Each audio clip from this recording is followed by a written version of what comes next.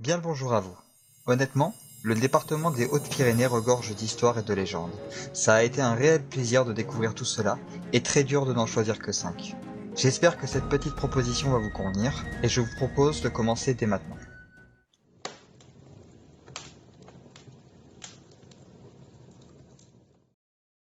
Le lac de Lourdes a longtemps souffert d'une sinistre réputation. L'on dit que quiconque s'y baignait n'en revenait jamais. Car par le passé, le lac fut maudit par une puissance divine. Seule une famille en ressortit indemne, encore que, pas complètement.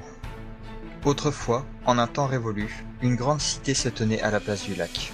Les habitants vivaient bien et ne manquaient de rien. Tout semblait bien aller dans le meilleur des mondes donc.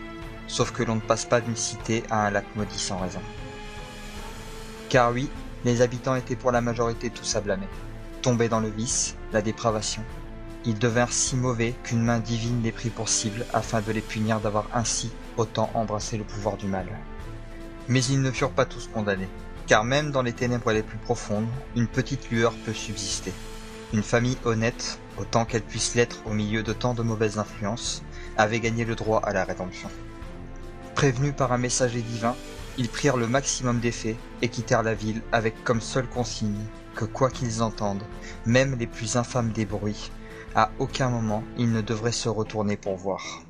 Ainsi, sur un monticule non loin de la ville, dos tourné à celle-ci, ils entendirent les cris de souffrance, de désespoir, de violence, et j'en passe. L'Armageddon s'était abattu sur la cité, et il n'en restait rien. Malheureusement, malgré les consignes de son mari, une femme se retourna. De son corps ne resta que pierre.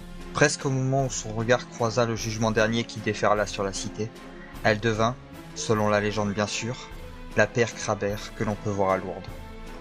Quoi qu'il en soit, la légende se finit ainsi. Bien évidemment, le lac n'est pas réellement maudit, même s'il n'est pas utile de le préciser. De même que l'histoire ne nous apprendra jamais ce qu'il est advenu de cette famille, qui aura probablement tant bien que mal refait sa vie ailleurs. Il est tout de même utile de préciser qu'il s'agit de la première histoire autour d'un lac dans mes vidéos. Mais j'ai la certitude qu'il y en aura d'autres.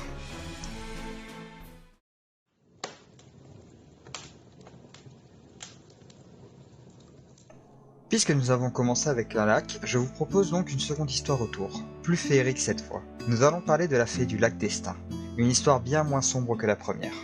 Une jeune femme souffrant d'une malédiction dont on ne connaît pas l'origine était devenue la fée protectrice du lac. Prisonnière d'une certaine façon, elle ne pouvait être libérée que d'une seule manière. Il fallait qu'un homme lui fasse sa demande après avoir mangé, mais en étant à jeun en même temps. Un jour, deux jeunes hommes retournant en Espagne entendirent le chant doux et mélodieux de la dame. Ils s'approchèrent pour mieux la contempler et en tombèrent éperdument amoureux. Tant et si bien qu'après un long dialogue, elle leur expliqua comment la libérer et ils jurèrent de le faire, d'une façon ou d'une autre. Une seule condition cependant pour qu'elle consente à un mariage se posa. Son futur époux, à aucun moment, ne devrait la traiter de folle. Bien évidemment, ils promirent également, sans comprendre plus avant le pourquoi du comment. Quoi qu'il en soit, sur les deux hommes, seul l'un prit l'habitude d'aller voir régulièrement la fée, effectuant un long voyage parfois dans ce seul but. Ainsi, il était le seul à avoir pris en considération les conditions, ne mangeant que peu, voire rien du tout lors de ses voyages. Il tenta plusieurs fois de briser le sortilège, en vain. Ce fut alors qu'il traversait un ultime champ de blé avant de rejoindre le lac, qu'il en prit une tige machinalement et en croqua un grain entre ses dents. Nourri, mais encore affamé, il retenta sa chance en étant sûr que cette fois cela marcherait. Lors de sa demande, la fée fut libérée. Redevenant pleinement femme, elle accepta sans aucune hésitation la demande en mariage, promettant pérennité, fortune et gloire à leur famille. D'ailleurs, le mariage fut heureux. Le couple gagna des terres, un domaine, et 5 enfants magnifiques naquirent au fur et à mesure des années. Malheureusement, rien ne dura. Un jour, prévenue par sa nature féerique encore présente, l'ancienne fée sentit un orage arriver, le plus gros et le plus violent connu jusqu'à ce jour. Elle ordonna donc à leurs serviteurs de moissonner les cultures et de tout rentrer à l'abri. Mais ce fut sans compter sur le retour de son époux, revenu d'Argelès, qui en arrivant constata que toute leur culture était coupée, quand celle de leurs voisins était fièrement debout. Une dispute s'ensuivit. Ne pouvant comprendre sa femme, il finit par la traiter de folle, et ce faisant, rompit le pacte. Elle s'en alla aussitôt, et l'orage éclata, détruisant toutes les récoltes qui n'avaient pas été rentrées. Par son geste, elle avait sauvé l'avenir du domaine, et il ne le comprit que trop tard. Bien qu'il se répandait en excuses, elle lui refusa tout retour. Sa seule loyauté irait seulement à ses enfants, qu'elle promit de ne jamais abandonner.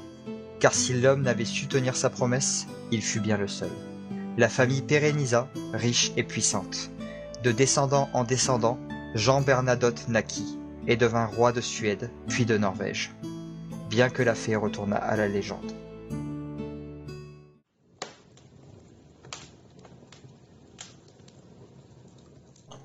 Voici une histoire singulière qui remonte à environ un siècle. Bien que ces événements ne soient pas si lointains, il reste difficile à déterminer si la vérité penche vers la réalité ou vers l'hallucination. Quoi qu'il en soit, voici un résumé des différentes histoires autour de cet événement. L'origine des créatures dont nous parlerons dans notre histoire demeure totalement inconnue, mais la rumeur populaire attribue leur apparition à des phénomènes géologiques locaux. Phénomènes qui auraient pu libérer ces étranges reptiles ou les repousser dans la région. Mais entrons dans le vif du sujet. Tout commence en août 1892, lorsque des témoignages préoccupants d'habitants suffisent à alerter les autorités. On prétend que plusieurs d'entre eux auraient aperçu un étrange reptile à tête de cochon, dont le corps mesurait plusieurs mètres de long. Le procureur de Lourdes lance alors une enquête, attirant l'intérêt des paléontologues et, sans doute, des cryptozoologues. Une rumeur vivace qui fait beaucoup de bruit dans la région. Un des témoins n'est autre que le curé Dagos Vidalos. Au mois de juillet de l'année précédente, il aurait déjà croisé l'un de ces animaux au pied d'un rocher, un lézard d'environ 1,50 m sans compter la queue, avec une gorge renflée rappelant le cou d'un cochon et recouvert d'écailles verdâtres. Le curé a tenté de l'effrayer sans grand succès. L'animal n'a montré aucune peur face au parapluie que l'homme de foi ouvrait et fermait par intermittence. Le lendemain, il est revenu avec une arme à feu, mais l'animal avait disparu et il ne le revit plus jamais. Un autre témoin, un homme de 32 ans, a décrit une créature totalement différente. Alors qu'il était tranquillement installé au pied d'un arbre, il aperçut une créature semblable à un serpent, longue de 2 mètres. L'animal ouvrit la gueule et commença à descendre le long des branches. Heureusement, le témoin eut le temps de fuir et se rendit à la gendarmerie la plus proche pour signaler l'incident. Ce ne sont là que 2 exemples parmi d'autres. Le procès-verbal fut clos le 15 février 1893. Et aucune autre apparition de ces créatures ne fut rapportée par la suite, laissant cette histoire entrer doucement dans le domaine du mythe. Aucune trace, aucun animal vivant ne fut trouvé, ce qui poussa certains à supposer une hallucination collective ou un simple canular. Une autre théorie, plus plausible, suggère qu'il aurait pu s'agir d'un varan venu d'Afrique du Nord, comme cela s'est déjà produit dans les côtes du Lot. Donc, la thèse de l'animal exotique n'est également pas à écarter. Le mystère reste donc entier à ce jour, et il vous appartient d'en tirer les conclusions que vous souhaitez.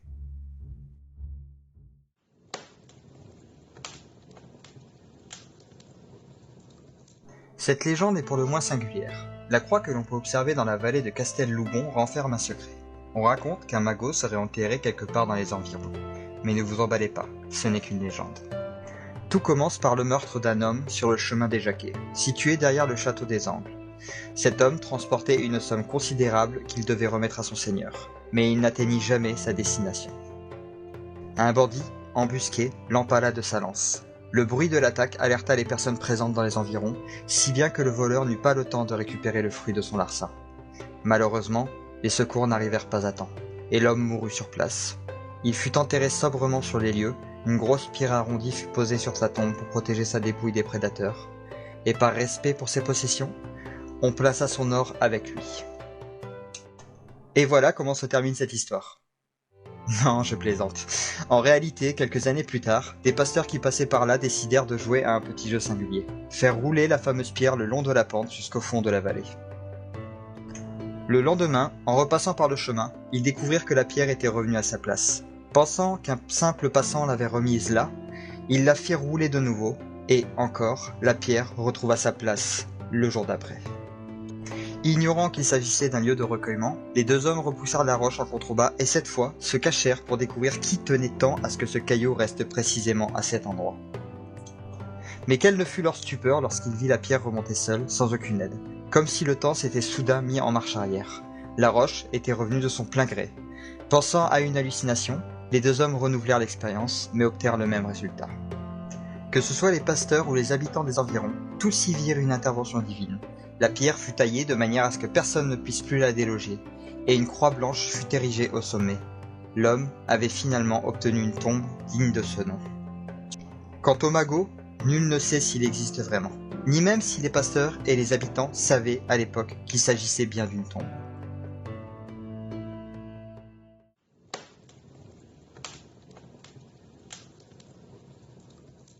Vous ne serez pas surpris d'apprendre que les légendes n'ont pas d'âge. On ignore parfois d'où elles viennent, tout simplement. Elles sont là, ayant réussi à pérenniser dans le temps. Mais cette histoire est un triste exemple de ce qu'un changement massif peut provoquer. Vous allez comprendre. Mulabarbe était un géant vivant à Gèdre en des temps très anciens. Âgé de 900 ans, il décida de quitter la région en compagnie de ses 7 enfants pour se rendre dans les plaines de Camplon, sur la route d'Eas. Tout se passa bien, et il se voyait déjà finir ses vieux jours dans la paix.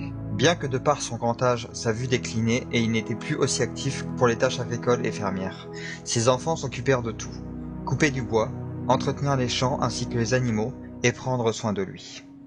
Car lui, comme ses enfants, vouait une vénération envers les bienfaits de la nature. C'était un temps où les croyances n'étaient pas encore tournées vers des dieux, qu'ils soient uniques ou légions. Et la vie se passait bien pour eux. Mais un jour, un éclair de grande taille s'abattit alors au loin, annonciateur d'un grand changement, car un envahisseur était là, et une guerre avait commencé. Il portait le nom de chrétien, et il semblait qu'aucun des deux mondes ne pouvait coexister. 6 de ses enfants partirent donc pour combattre cet envahisseur bien trop puissant, pendant que Mulabarbe et son plus jeune fils s'étaient réfugiés dans une grotte pour survivre au combat accompagnés de leurs troupeaux. Pourtant, aucun combat n'arriva jusqu'à eux. Juste la neige. Bien qu'il n'y en ait jamais eu en ces lieux, et que son fils stupéfait par cette étrangeté demanda à son père, qui répondait sobrement après lui avoir demandé de lui en ramener une poignée, « Juste de la neige, fils ». Mais le garçon était curieux de comprendre comment le géant pouvait savoir cela, alors que lui-même n'en avait jamais vu. Un jour, un homme m'a prédit qu'une poudre blanche, plus froide que tout ce que l'on connaît, toucherait la terre.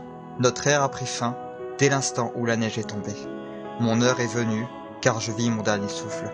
Fils, enterre ma dépouille, prends notre troupeau, et va là où l'herbe sera à nouveau verte.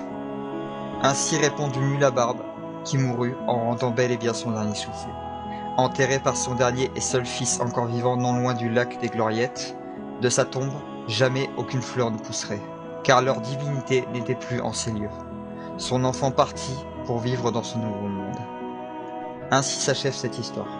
Promis, ce n'est pas une blague cette fois. Une triste image des temps qui changent. Combien de légendes n'ont pas passé ce cap? Combien de divinités, de créatures et de mythes se sont perdus en cours de route, fauchés par une nouvelle perspective, une nouvelle vision du monde?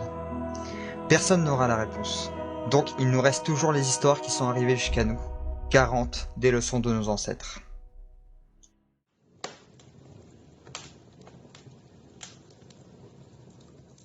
Nous voilà donc rendus à la fin de la vidéo. Je vous remercie de l'avoir visionné, j'espère que vous l'avez apprécié et si vous avez des idées ou des retours à me faire, n'hésitez pas à les faire en commentaire que je serai ravi de lire. D'ici là, je vous retrouve la semaine prochaine pour une nouvelle série de petites histoires. Nous nous rendrons vers le milieu de la France, juste à côté de Paris. Portez-vous bien et à bientôt.